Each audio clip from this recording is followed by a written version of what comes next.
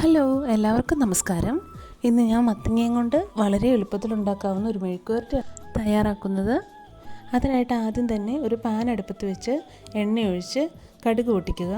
അതിനുശേഷം നമ്മൾ അരിഞ്ഞു വെച്ചിരിക്കുന്ന മത്തങ്ങ, കുറച്ച് സവോള, ഒരു സവോളയാണ് ഞാനിവിടെ എടുത്തിരിക്കുന്നത്, 2 പച്ചമുളക് അരിഞ്ഞത്, ഒപ്പം കുറച്ച് കറിവേപ്പിലയും ഇട്ട് നന്നായിട്ടൊന്ന് ഇളക്കി യോജിപ്പിക്കുക.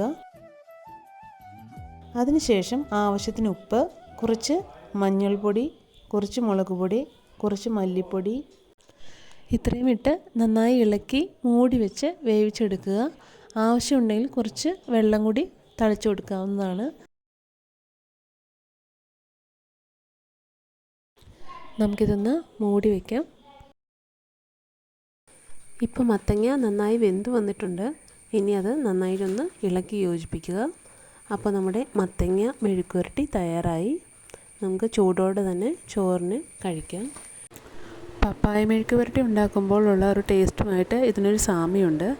അപ്പോൾ എല്ലാവരും ഒന്ന് ട്രൈ ചെയ്ത് നോക്കുക. ഇഷ്ടമായി കഴിഞ്ഞാൽ ലൈക്ക് ചെയ്യുക, ഷെയർ ചെയ്യുക. സബ്സ്ക്രൈബ് ചെയ്യാതെ കാണുന്നവരുണ്ടെങ്കിൽ സബ്സ്ക്രൈബ് ചെയ്ത് സപ്പോർട്ട് ചെയ്യുക. താങ്ക്